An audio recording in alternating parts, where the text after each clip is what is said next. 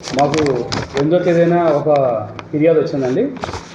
ఆ ఫిర్యాదు ప్రకారం ఏంటంటే దాంట్లో కంప్లైంట్ విజయనగరం చెందిన వ్యక్తి కోరాడు జయరాం మన ఆయన గాజువాక్లోని జాబ్ చేసుకుంటే 6వ తేదీన ఏం చేశారంటే తన 2 వీలర్ వెహికల్ మీద విజయనగరం వెళ్దామని చెప్పి బయలుదేరి వెళ్ళారు. వెళ్తుండగా అడవివరం జంక్షన్ నుంచి సొంటియం మధ్య వెళ్ళే దారిలో మధ్యలో కొంతమంది వ్యక్తులు ఏం చేశారంటే పోలీస్ అని చెప్పి వాళ్ళ వెహికల్ ఆపి మీ మీద కేసు పెడతాం, మీరు అంటే యాక్చువల్ వాళ్ళ రిలేటివే ఆమెతో పాటు వెళ్తున్నారు కాబట్టి మీ మీద కేసు పెడతాం, మీరు డబ్బులుగానే ఇవ్వకపోతాయని చెప్పి బలవంతంగా ఏం చేశారంటే డబ్బులు లేవంటే వాళ్ళు తెలివిగా క్యూఆర్ కోడ్ స్కాన్ చేయించుకున్నారు. ఫోన్పే చేయించుకునేటప్పుడు కోడ్ ఇచ్చారు. క్యూఆర్ కోడ్ స్కాన్ చేయించుకొని చీకట్లో సుమారు 9 o'clock అవుతుంది అప్పుడు 6వ తేదీని. సో దాని మీద మా గవర్నమెంట్ సిపి గారికి ఆయన వెంటనే వాట్సాప్ మెసేజ్ చేయగా ఆయన ఆదేశాల మేరకు, మా సిపి ఆదేశాల మేరకు వెంటనే దాని మీద కేసు రిజిస్టర్ చేయమైంది. ఆ కేసు రిజిస్టర్ చేసిన తర్వాత కంప్లైంట్తో మాట్లాడిన తర్వాత జరిగిన విధానం ఎక్కడైతే జరిగిందో ప్లేసు స్థలం బట్టి ఇది ఇంతకుముందు చేసిన ఎంఓ క్రిమినల్స్ అయి ఉండొచ్చని చెప్పి మేము మా DCP madam Mary Prashant madam గారు, ఏసీపీ గారు పృథ్వీ తేజ సారు ఆధ్వర్యంలోని పర్యవేక్షణలో మా అందరూ టీమ్స్ ఫామ్ చేసాం. టీమ్స్ ఫామ్ చేస్తే ఎవరైతే ఇది హ్యాబిచుయేటెడ్ అవుతారో వీళ్ళు ఆల్రెడీ అలవాటు పడి ఉంటే వీళ్ళు దొరకడం కష్టం అని చెప్పి మేము కూడా వాళ్ళ కోసం టీం ఫామ్ చేసినప్పుడు స్కాన్ చేసింది డెబిట్ క్రెడిట్, ఏదైనా ఒక అమౌంట్ వెళ్ళేటప్పుడు ఒకదే డెబిట్ ఇంకొక క్రెడిట్ అవుతుంది. సో మేము దీంట్లో ఫస్ట్ ఇనిషియేషన్లో భాగంగా డెబిట్ అయిన అకౌంట్ నెంబర్ నుంచి వెళ్ళాం. డెబిట్ అయిన అకౌంట్ నుంచి రూట్ తీసుకెళ్తే క్రెడిట్ ఎక్కడైంది, క్రెడిట్ అయిన ఒక అకౌంట్ నెంబర్ యొక్క మొబైల్ నెంబర్ తర్వాత ఫర్దర్ ఇన్స్టెంట్ టెక్నికల్గా వెళ్తూ వాళ్ళ యొక్క పాత ఏదైనా ఇంకో ఆల్టర్నేట్ నెంబర్ వాడి ఉంటారని చెప్పి లొకేషన్స్ బేస్ చేసుకొని మేము నిన్న రాత్ర మనకి దాంట్లో భాగంగా సరిపల్లి ఏరియాలోని మళ్ళీ అదే అఫెండ్ చేయడం కోసం వాళ్ళు పట్టుకోవడం జరిగింది. రాత్రి సుమారు 8 గంటల ప్రాంతంలోని. అయితే వాళ్ళని ఎంక్వైరీ చేసి మాకు తెలిసిన నిజాలు ఏంటంటే వీళ్ళిద్దరూ కలిపి దాంట్లో మొదట అతని పేరు ఎక్యూజ్డ్ 1, అతని పేరు ఎతపాక శివప్రసాద్. ఇతను ఆల్రెడీ ఏపీఎస్పీలో ఇంతకుముందు కాన్స్టేబుల్లో వర్క్ చేస్తూ 2019లో రిమూవ్ చేయబడ్డాడు.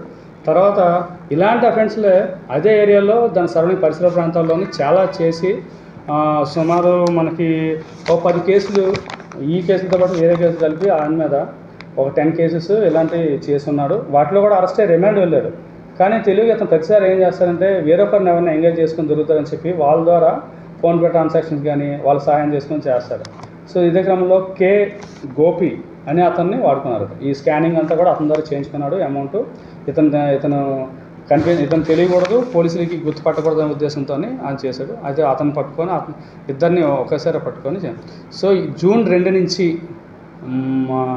10వ తేదీ వరకు కూడా వీళ్ళు ఈ నేరాలు చేయడం జరిగింది.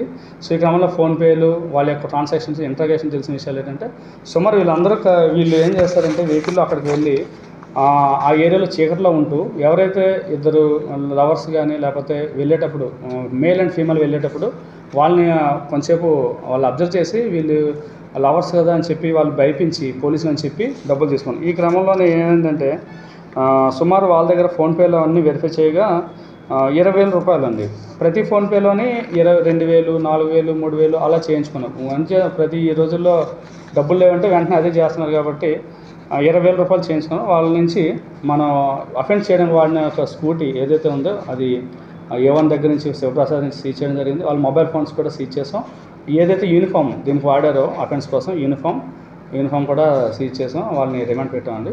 కోర్టు ముందు ఈరోజు ప్రొడ్యూస్ చేస్తాం.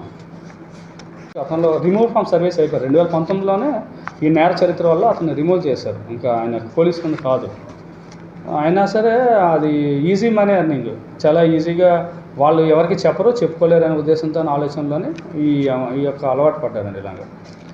సో ఈ క్రమంలో ఎవరైనా సరే ఆ రూట్లో అడవివరం సొంటియం రూట్లోని జూన్ 2 తర్వాత 10 వరకు అయినా ఎవరిదైనా డబ్బులు ఎక్స్చేంజ్ చేసి తీసుకున్నారంటే కన్సర్న్ మాకైనా కలవచ్చు, మేము కేసు రిజిస్టర్ చేస్తాం. సంబంధ స్టేషన్లో అయినా ఇచ్చినా సరే వాళ్ళ మీద చర్య తీసుకొని వాళ్ళ మీద ఫర్దర్ కేసులు కూడా రిజిస్టర్ చేస్తాం.